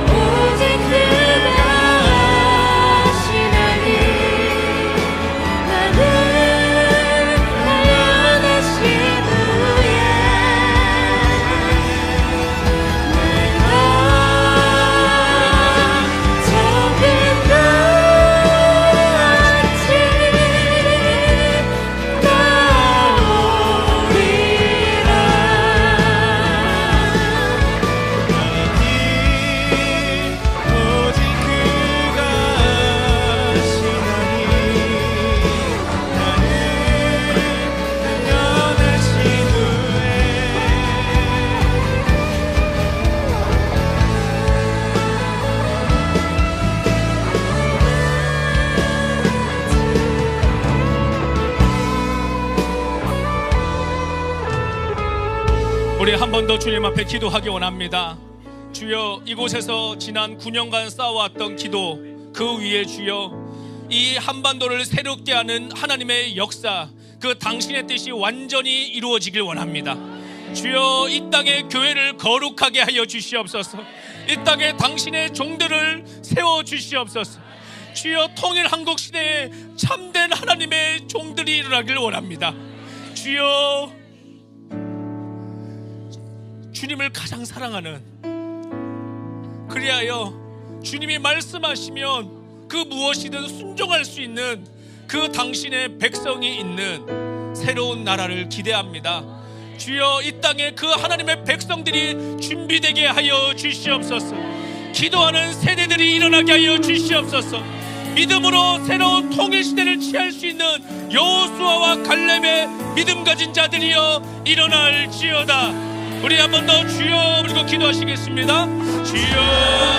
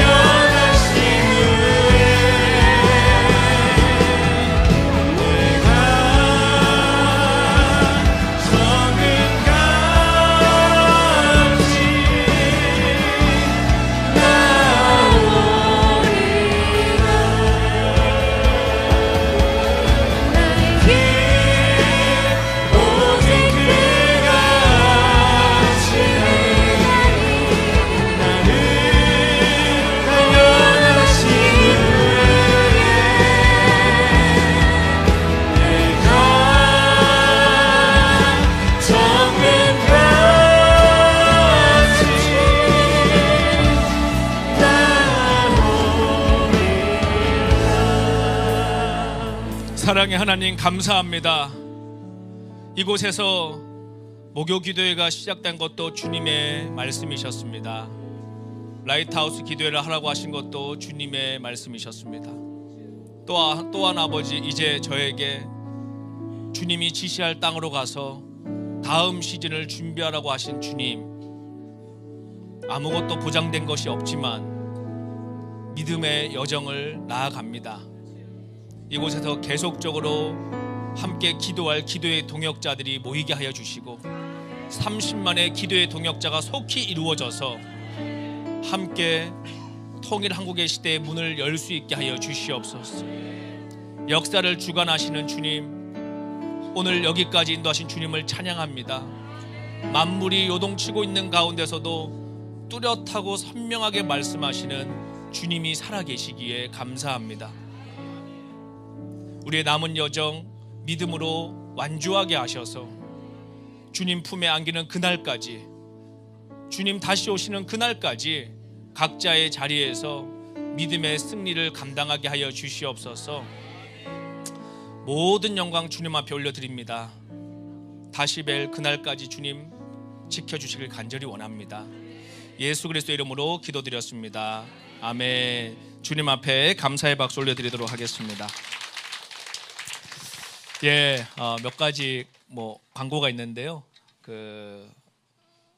제가 지구에 어딘가 있으니까 영원히 떠나진 않습니다. 하나님께서 다음 시즌을 위해서 느헤미야와 같이 본토 아비집을 떠나서 해외에서 해야 될 일이 있다 말씀하셔가지고 지금은 제가 다 말씀드릴 수가 없습니다. 그러나 언젠가 때가 되면 이야기할 수 있는 날이 있을 것 같고요. 제가 지난 33일 동안에 하나님께 한 50여 가지, 60가지 컨펌 받은 그런 과정들이요, 나중에 언젠가 책으로 정리할 수 있다 그러면 세월이 지난 후에 정말 예, 정말 아마 정말 말도 안 되는 그런 드라마틱한 하나님의 역사와 확증과 기적들이 있었습니다. 그래서 하나님께 너무 감사드리고, 또 제가 젊은 사역자로 살아가면서 저만큼 사랑을 많이 받은 사람이 있었는가 싶습니다. 정말 여러분들이 열방에서 기도해 주셔서 지금까지 버틸 수 있었고, 또 앞으로도 저는 계속 주님이 명하신 곳에서 눈에는 보이지 않지만 세상 사람들 눈에는 주님의 날을 준비하며 다시 뵐 날까지 준비하고 있을 것입니다. 그래서 저를 중보해 주시기를 꼭 부탁드립니다. 제가 뭐가 필요하겠습니까? 다른 거 아무것도 필요 없고 여러분들의 정말 기도가 필요합니다. 기도해 주시면 좋겠고요. 저는 너무 감사한 게 하나님이 말씀해 주시는 게 너무 감사해요. 아무 말도 안 하는 게 제일 괴롭지, 뭐 가라 그러든 죽으라 그러든 말해 주시는 게 감사한 것이죠. 너무너무 감사드리고요. 우리 캄 성교회도 우리 양평 기도원이 있는데 12월 1일부로는 이곳에서 강남에서 하는 시대를 스탑을 시키고 양평에서 목요기도의 시대를 우리 스태프들이 다 들어서 공동체 생활을 할 것입니다. 그래서 이제 정말 새로운 시대 문을 열려고 합니다. 그래서 이 도심에서 우리가 지난 9년 동안 기도를 쌓았는데 여기를 저희가 없애진 않을 것입니다. 유지하겠지만 모두가 다 양평으로 들어가서 거기에서 예배하고 함께 기도하고 이제 완전히 인생을 다 들여서 통일의 시대를 준비하고 또 하나님 말씀하신 게 있어서 그렇게 하려고 합니다. 그래서 11월 마지막 주까지 이쪽으로 현장 오실 분들은 오시면 되겠고요. 12월 첫째 주부터는 양평에서 목요기도회를 하게 될 것입니다. 그래서 그 이후에 또 뭐 다른 사역들은 저희가 기도하면서 스태프들하고 하나님 주시는 거 확증되면 광고하도록 하겠고요. 또 뭐 그 외에는 없습니다. 오늘은 특별한 좀 영어로 두 이 책 나왔는데 여러분들 필요하면 그 디아스포라 청년들이나 해외 청년들한테 좀 많이들 나눠주셔서 열방의 하나님의 통일 시대를 감당할 인재들이 일어날 수 있도록 기도해 주시면 좋겠고요. 또 여러분들 가운데 나도 하나님 불렀다, 확실하다 이런 분들이 있으면은 제 이메일을 오늘 저기 커뮤니티에다 개인 이메일을 올려놓을 테니까 전화하면 제가 전화 안 받습니다. 그래서 이메일로 하나님 주신 마음들이나 나는 이런 쪽 분야에 하나님 부르셔서 기도하고 있습니다. 자기 생각 말고 하나님 정말 마음 받은 사람들요, 다 곤란하게 피곤하니까 인터뷰 때 아니면 여러분 정말 혼날 수 있습니다. 그러니까 그래서 하여튼 그런 분들 있으면 메일 쭉 보내주시면 제가 이제 외국 가서 기도하면서 하나님이 어떤 사람들을 보내주시는가 또 기도하는 시간을 가져보도록 하겠습니다. 여러분들이 기도해 주셔야 제가 오늘 설교하고 아마 당분간은 여기 설 일은 없을 겁니다. 특별하게 하나님 말씀하시라고 하지 않는 이상은. 그래서 저도 하여튼 몰라요, 미래를. 그냥 나오래서 나가는 거니까. 그래서 기도해 주시고요. 제가 제 입으로 이렇게 하기가 좀 쑥스러운데 여러분들이 저에게 파송의 기도를 해주셨으면 좋겠어요. 예. 뭐 주님이 보내서 가는 거니까. 그래서 파송의 노래를 함께 불러주시면 저도 기도하고 주님 앞에 또 새로운 모습으로 여러분 앞에 설 수 있도록 하겠습니다.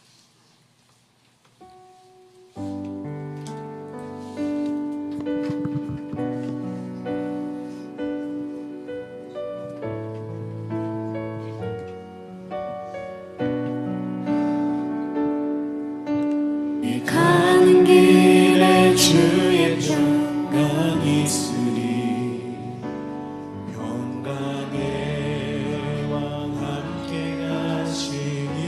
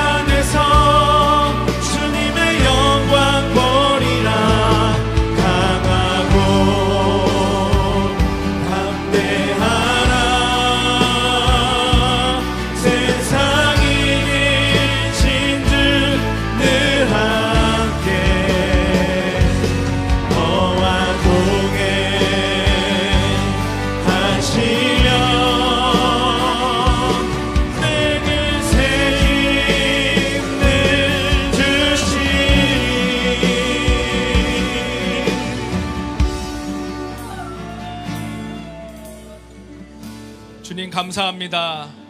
주님께서 말씀하셔서 하나님의 축복과 이렇게 많은 중보자들의 기도와 축복을 받고 믿음의 여정을 또 시작합니다. 저의 인생의 이막 주님 앞에 올려드립니다. 캄 선교의 모든 것 주님 앞에 올려드립니다. 대한민국의 모든 것 주님 앞에 올려드립니다. 아버지, 하나님께서 모아주신 귀한 기도의 동역자들 한 분 한 분에게 기름 부어주셔서 함께 새 기름을 받고 새 옷을 입고 저 통일된 시대의 문을 열기를 원합니다. 우리가 잠시로는 육신으로 떨어져 있으나 영으로 하나 되게 하셔서 30만의 믿음의 동역자들과 함께 저 통일 시대의 문을 여는 그날까지 주님 함께하여 주시옵소서. 모든 영광 주님 앞에 올려드립니다. 진심으로 감사드리며 예수 그리스도 이름으로 기도드렸습니다. 아멘. 주님 앞에 감사의 박수 올려드리겠습니다. 예, 자리에 앉아주시고요. 우리 통일돼서 평양 가서 이 부를 찬양 오늘 끝으로 부르고 저는 다음 시즌에 또 주님께서 허락하실 때 여러분 앞에 서도록 하겠습니다. 우리 오늘 1절 2절 다 있는데요, 1, 2절 오늘 다 부르고 오늘 오전 기도에 마치도록 하겠습니다.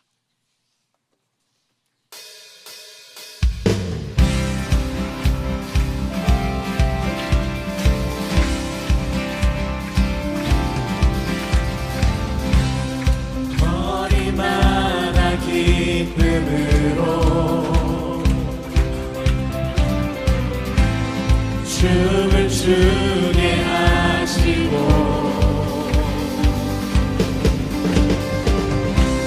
주의 백성 기도할 때 이 땅 회복하소서.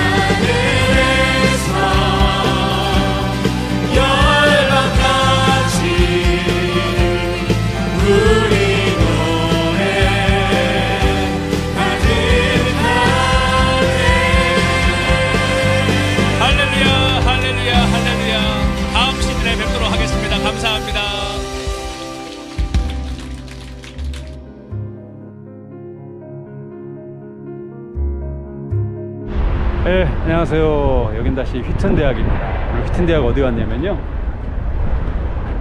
빌리그레암 홀입니다. 우리 흔히 그냥 빌리그레암 센터라고 하는 곳인데 굉장히 큰 건물이거든요. 저희 한번 들어가서 이곳에 어떤 곳이 있는지 한번 보도록 하겠습니다.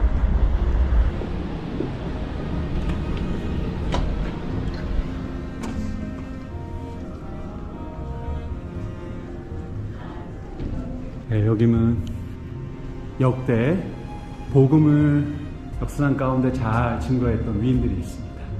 특별히 미국에서의 위인은 누구로 했냐면 조나단 에드워드, 1차 대각성 운동의 주인공 조나단 에드워드를 선정했네요. 자, 그러면 본격적으로 들어가 볼까요? 자, 먼저 빌리그레암의 센터, 이 뮤지엄을 들어가게 되는데요.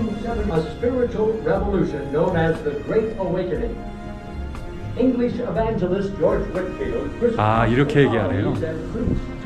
1776년 미국에서 소위 말하는 미국 혁명, 독립전쟁이 일어났다. 그런데 그거보다 먼저 일어난 게 뭐냐? 한마디로 복음의 혁명이었다. 소위 말해서 미국 대각성운동을 지금 소개하고 있습니다. 그래서 시작되는 장면이 이렇게 되는데요. 미국을 처음 발견한 콜럼버스, 여기 보니까 그냥 오지 않았답니다. 미국에 온 이유가 뭐냐? 인디언들에게 복음을 증거해야 되겠다는 그 마음으로 신대륙을 찾았다는 거죠. 청교도들 얘기군요. 플리머스에 1620년 청교도가 왔는데 그때도 마찬가지다. 그때도 인디언들에게 복음을 증거하려는 그런 마음이 있었다. 자, 그런데 하나 인상적인 사진은요. 제가 이 사진 많이 봤거든요. 여기 보면 앞뒤로 총을 들고 있잖아요. 어딜 가고 있는데 이게 뭐냐 하면 청교도가 당시에 뭐 짐승이나 인디언들의 어떤 공격에 대비해서 완전 중무장하고 지금 예배를 드리고 하는 모습이라네요. 이렇게 고생하면서 그들의 신앙을 청교도들은 지켜나갔습니다. 그런데 자기들의 신앙뿐만 아니었습니다. 초창기 때부터 여기 보면 인디안 선교를 했다는 거죠. 인디언들에게 복음 선교를 이미 1745년부터 시작을 했습니다.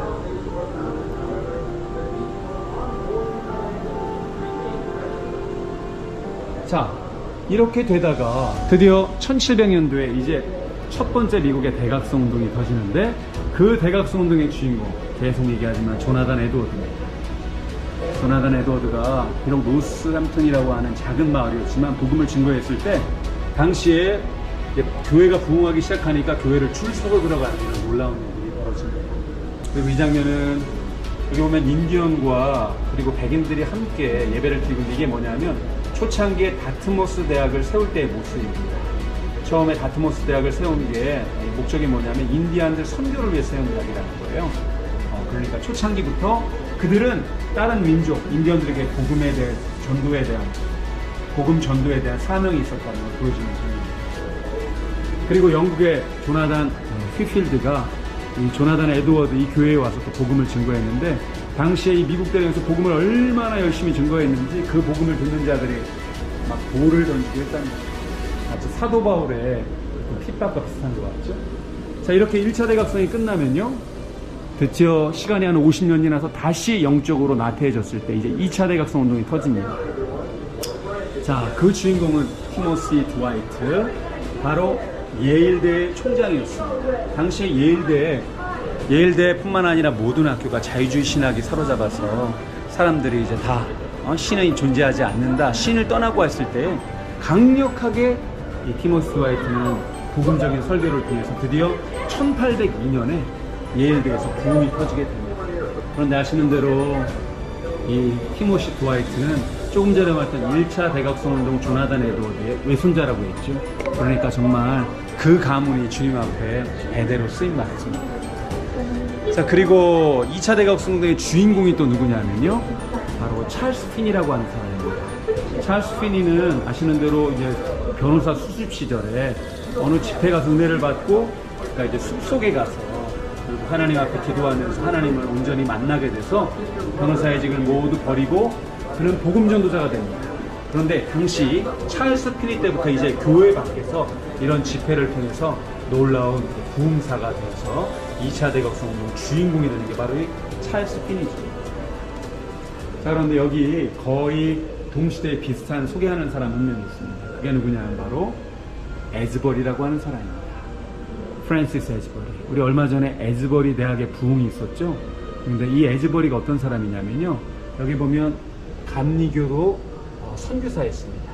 영국에서 선교사로 와가지고요, 처음에 좀 선교를 하다가 요한회술로가 전부 귀환하라고 합니다. 그럴 때 귀환하지 않고 이 에즈버리는 끝까지 남아서 이 땅에서 거의 1771년부터 1816년까지 사역을 한 45년간 했는데 처음에 300명의 감리교도가 있었는데 마지막 그가 죽을 때는 20만 명으로 무려 그의 인생 가운데 70배의 어떤 감리교의 성장을 이뤘던 자가 바로 이 에즈버리였습니다. 에즈버리 이거 말 사진 있잖아요. 이게 뭐냐면 당시에 말에 차고 다녔던 이제 그런 가방의 아마 샘플일 것 같은데 이 가방에 성경책과 몇 권의 신앙서적 그리고 그의 몇 가지 옷을 가지고서 미국 대륙 얼마나 컸어요?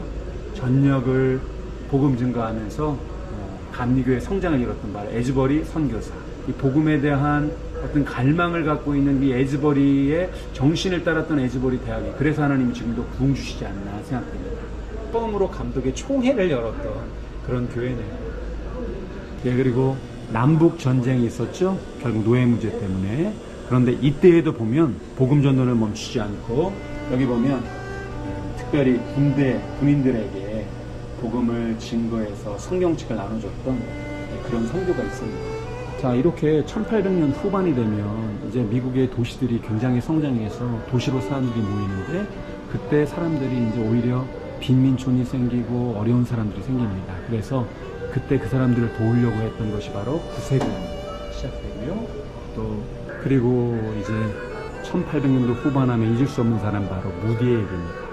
무디는 처음에 주일학교 사역을 시작했죠. 그러나 그가 이제 대중 집회를 하게 되면서 그 공간이 부족해서 기차 역사 창고 같은 곳, 이건 어딜까요? 이렇게 큰 공간에서 부흥 집회를 하시게 됩니다. 그래서 3차 대각성 운동의 주인공이 바로 무디가 되는 것이죠. 자, 이렇게 해서 이제 1900년대로 넘어가는데요. 그때도 등장한 복음의 증인은 누구냐면 빌리 썬데이라고 하는 사람입니다. 원래 빌리 썬데이의 직업은 뭐였냐면 야구 선수였어요. 그런데 야구 선수를 그만두고 나중에는 아주 열정적인 복음 증거가 돼서 이게 바로 그가 복음 증거할 때의 모습인데 그의 놀라운 막 어떤 제스처를 통해 가지고 복음을 증거해서 많은 사람들에게 사랑받았던 그런 부흥사가 됐습니다. 이게 빌리 썬데이가 어떻게 복음 증거했는지 그의 모습을 보여주는데 굉장히 역동적이죠. 결국 새로운 세기 20세기가 열리잖아요. 그때는 드디어 빌리 그레함이 등장하기 시작합니다. 그의 상징과도 같은 LA 천막 집회, LA 가서 이 장소를 보고 왔는데 20세기에는 빌리 그레함이 본격적으로 등장하는 거죠. 자, 지금부터 이제 마지막인데요. 빌리 그레함 얘기입니다. 빌리 그레함은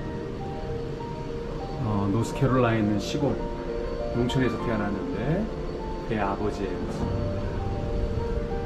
그리고 그의 어머니의 모습이고 이게 6개월 된 빌리 그레함의 모습입니다.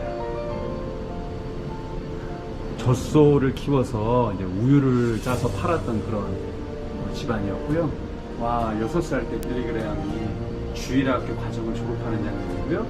그가 이제 젊었을 때까지 다녔던 교회입니다. 그리고 이거는 그의 고등학교 때 사진의 모습인데 이가 고등학교 때 드디어 회심하는 역사예요. 그건 언제냐면 바로 이 유명했던 햄레이세이라고 하는 이 부흥사의 집회에 참여했다가 그가 어느 날 결국 하나님을 깊이 만나서 하나님께 그의 인생을 드리기로 결정합니다. 플로리다 바이블 인스티튜트라고 하는 플로리다 성경학교를 가게 됩니다. 교수님을 따라 어느 분은 교회에 가서 설교를 하게 됐는데 그냥 설교를 들었는데 갑자기 교수님이 너 저녁 집회에는 네가 설교해라. 그래서 드디어 그에게 복음의 증거의 길을 열리죠. 그리고 플로리다 바이블 스쿨을 끝난 이후에 그는 이제 휘트로 옵니다. 여기 오면 휘트의 아주 대표적인 건물인데요. 루스 그레임을 만나서 결국 약혼하게 되고 나중에 결혼하게 됩니다. 플로리다 성경학교도 4년간 공부했고 또 이 휘튼에서도 2학년을 통해서 3년간 공부했으니까 이 참 배움도 굉장히 열심히 했던 것 같아요. 그의 초창기의 사역의 모습입니다. 처음에 복음 증거했던 이 교회의 모습. 이건 뭐 20대 때부터 이미 설교자로 많은 곳에 설교하기 시작하고요. 그가 젊었을 때 어떻게 복음을 증거했는지 그리고 YFC라고 하는 선교단체를 통해서 복음을 증거하는데 이거는 이제 비행기를 타서 유럽으로 가기 전에 찍었던 장면입니다. 그리고 빌리 그레함은 혼자 사역하지 않았습니다. 이게 바로 소위 말하는 빌리 그레함의 크루세이드의 스태프들인데 뭐 음악가도 있고 행정가도 있어. 이 사람들이 연합해서 이 일들을 했다고 하네요. 그래서 빌리 그레함은 전 세계에서 이제 복음을 증거합니다. 일단 먼저 보면 미국에서인데 1963년 이게 LA에 있는 올림픽 스타디움인데 와, 여기 실내에만 13만 명이 모였고 이 경기장 밖에 2만 명의 집회가 참여했답니다. 뉴욕 센트럴 파크 25만 명. 그러니까 북미 대륙에서는 이 집회가 가장 큰 집회였잖아요. 25만 명 집회. 그리고 전 세계적으로 가장 큰 집회는 뭐냐? 바로 1973년에 여의도에 있었던 빌리 그레함 전도 집회. 이게 이 빌리 그레함의 크루세이드 전도 집회에서 자기의 인생 가운데 가장 큰 집회였다고 하네요. 여기 보면 얼마나 모였느냐? 110만 명이 운집했다고 합니다. 놀라운 집회입니다. 여기 보니까 브라질, 남아프리카, 프랑스, 영국, 헝가리, 심지어 러시아의 모스크바까지 그는 복음의 사역을 했습니다. 정말 전 세계에 갈 수 있는 모든 것을 갔네요. 그런데 그는 또 전도할 때에 그냥 사람 만나는 집회뿐만 아니라 미디어를 굉장히 잘 사용했는데요. 여러 가지 각종 TV 프로그램에 출연했습니다. 라디오를 통해서 전미 대륙에게 복음을 증거했는데 특별히 그 유명한 결단의 시간이라는 프로그램을 통해서 굉장히 많은 자들에게 복음이 증거됐습니다. 그리고 TV 방송을 통해서 복음이 증거되었고요. 또 그를 소재로 한 수많은 영화들이 만들어졌습니다. 자, 빌리그램은 이제 마지막 단계인데 그는 얘기합니다. 이 복음 전도의 사명은 아직 끝나지 않은 과업이다. You know Christ? Have you received Him? 요한복음 8장 11절 나는 세상의 빛이라 누구든지 나를 따르는 자는 어둠 가운데 걷지 아니하겠고 내 인생의 빛으로 인도하리라.